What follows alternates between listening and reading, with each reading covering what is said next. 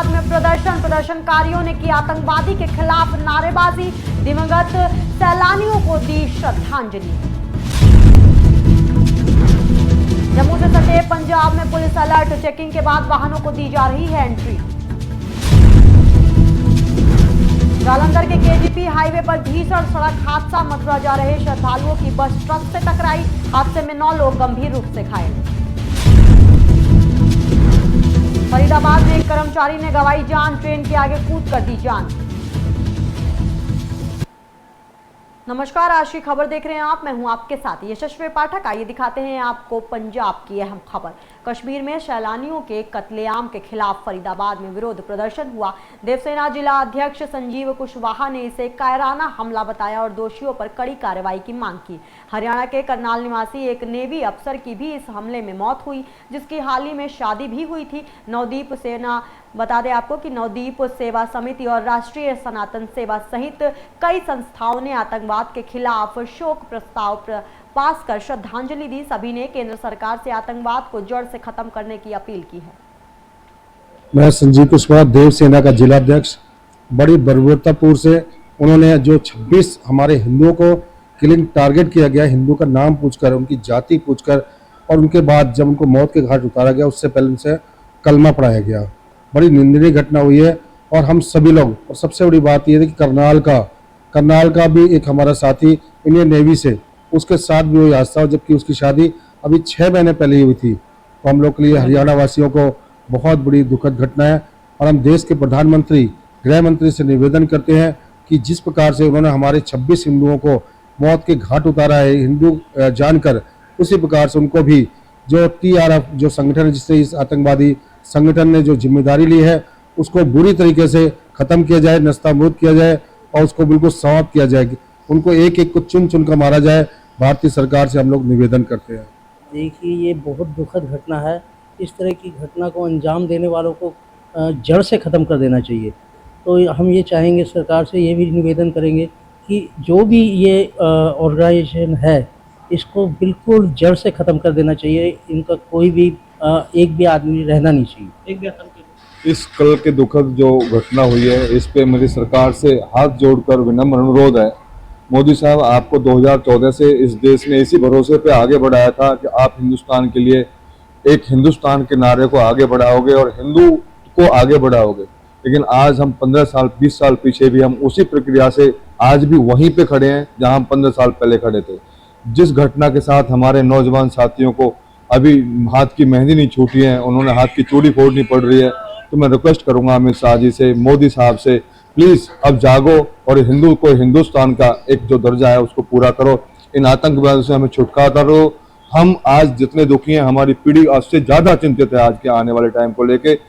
Otherwise तो आने वाला हिंदुस्तान नहीं कुछ और हो जाएगा। मोदी साहब, कश्मीर के पहलगाम में हुए आतंकी हमले के बाद पंजाब पुलिस अलर्ट हो गई है और जम्मू कश्मीर से पंजाब में दाखिल होने वाले सभी रास्तों पर सुरक्षा बढ़ा दी गई है। अलग अलग जगह पर नाके लगाकर गाड़ियों को चेक किया जा रहा है और चेकिंग के बाद ही वाहनों को एंट्री दी जा रही है।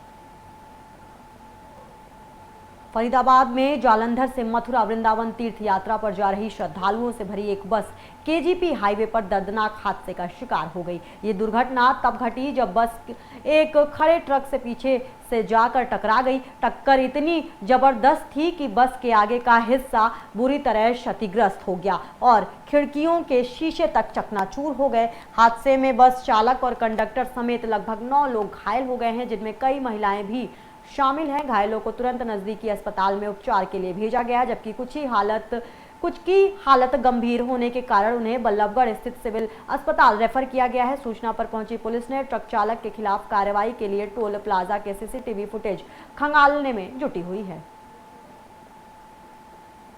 फरीदाबाद में सेवानिवृत्त DGP के कार्यालय में काम करने वाले एक कर्मचारी की ट्रेन से मौत हो गई। कर्मचारी सेवानिवृत्त DGP शील मधुर के गुरुग्राम कार्यालय में कार्यरत था। मामले की जानकारी देते हुए मृतक के पिता ने बताया कि युवक 2-3 दिन से डिप्रेशन में था, क्योंकि उसके पड़ोस में रहने वाली लड़की के परिजन लगातार घर पर आकर उसे मारने पीटने की धमकी दे रहे थे। घर में घुसकर उनके छोटे बेटे के साथ मारपीट की थी। बस इसी बात से हताश होकर कर्मचारी ने जान दे दी। एकदम अचानक से फोन करा, मैंने हाथ भी जोड़ा राजेश ने कॉल किया। उसके बाद में हमने बोला कि भाई कोई बात है तो हमें बताओ, हम समाधान निकालेंगे, अगर पता लगेगी तभी तो कोई बात है। तो उसके बाद वो एक साथी आ गए, बच्चे पे एक साथी में हाथ जोड़ता रहा, समझाता रहा घर में। कई लोग एकदम घर आ हाँ, गए। 10 से 15 लोग आए थे। वो लोग आके नहीं है, छोटे वाले इस लड़के को भी डर है हमें, तो आगे क्या करें हमें। कौन तो लोग थे जो घर में आए थे? राजेश नाम का था, जो लड़की का चाचा है वो आया, और उसके वो बड़े भाई हैं वो लोग आए। तो लड़की का क्या कनेक्शन है सुरेश के साथ? अब ये पता नहीं हमें क्या रिलेशन था उसका, कोई व्हाट्सएप पे बात होती थी कि क्या हुआ ये नहीं पता अभी लगा हमें। अच्छा, हाँ तो ये लड़की के भाई या परिजन थे जो हाँ। जितने भी थे आपके पड़ोस में रहने वाले? हाँ, ये आए थे एक साथ। अच्छा, कल हुआ ऐसा था जी, कोई लड़की थी जो मेरे भाई को मतलब परसों से 1-2 दिन पहले से लगातार मेरे भाई के फ़ोन पे मैसेज पे धमकी दी है उसने कि मैं तेरे घर पे आ रही हूँ फैमिली स्टाफ को लेके, और धमकी वगैरह दी है। तो और फिर उसके बाद मतलब फ़ोन पे भी पहले हमें धमकी दी है। उसके जो लड़की का चाचा था, गाली मेरे पास फ़ोन में लड़की एक सिमरन नाम की लड़की से जो अफेयर था उसका, उसके साथ की जो फ्रेंड थी रूबी, उस लड़की ने धमकी दी थी। फिर उसके बाद उसके चाचा ने फ़ोन पे गाली वाली भी दी कि इसे मार दूंगा जहाँ मिल जाएगा जान से। फिर वो कल मतलब डिप्रेशन में आके मतलब परेशान था। फिर घर पे आके उनके लोगों ने 10-15 लड़के आए थे, तो घर पे आके आपके भाई ने मतलब सुरेश ने जाकर उन लड़की के घर में? नहीं, ऐसा मेरे भाई ने उस लड़की के घर पर जाकर कोई ऐसी बात नहीं करी। उन लड़की वालों ने ही जो घर पे आए थे आकर मेरी मम्मी 10-15 लड़के आए, मेरी मम्मी पे हाथ छोड़ा था। मेरी शिकायत प्राप्त हुई थी कि जो प्रताप है मरने वाले के फादर, इनका मकान हमारे डगुआ थाने के क्षेत्र में आता है। तो सुरेश ने रेलवे स्टेशन पे अपने रेलवे पटरी पे गिर के एक्सीडेंट मौत हो गई थी उसकी। तो कार्रवाई उसकी जीआरपी रेलवे ने की है थाना फरीदाबाद में। उसके बाद कल जब हमारे पास कंप्लेंट देखा है कि हमेशा कह कि पता इसको मारा है या इसकी आत्महत्या की है, इसकी जांच की जाए। तो हम इसमें प्रताप की पत्नी उर्मिला की शिकायत पे मुकदमा दर्ज करके जीआरएफआई दर्ज करके जीआरपी फरीदाबाद के पास। फरीदाबाद में लोगों से करोड़ों रुपए की ठगी करने वाले आरोपियों को साइबर सेंट्रल की टीम ने गिरफ्तार करने में कामयाबी हासिल की है। ये आरोपी लोगों को स्टॉक मार्केट के नाम पर ठगी का शिकार बनाते थे और उनके पैसों को अलग अलग खातों में डलवाते थे। पीड़ितों द्वारा शिकायत के आधार पर साइबर पुलिस ने कार्रवाई करते हुए 5 आरोपियों को राजस्थान और गुजरात से गिरफ्तार किया है। मामले की जानकारी देते हुए एसीपी अशोक वर्मा ने बताया कि अभी 5 आरोपी गिरफ्तार हुए हैं, अन्य की जांच जारी है। जल्द ही अन्य आरोपियों को भी गिरफ्तार कर ठगी की रकम को रिकवर किया जाएगा। देखिए, हमने 3 एफआईआर में अभी टोटल 5 लोगों को हिरासत में लिया है, उनसे पूछताछ जारी है, जिसमें हमारी सेंट्रल थाने की एफआईआर नंबर 106, एफआईआर नंबर 8 और एफआईआर नंबर 29।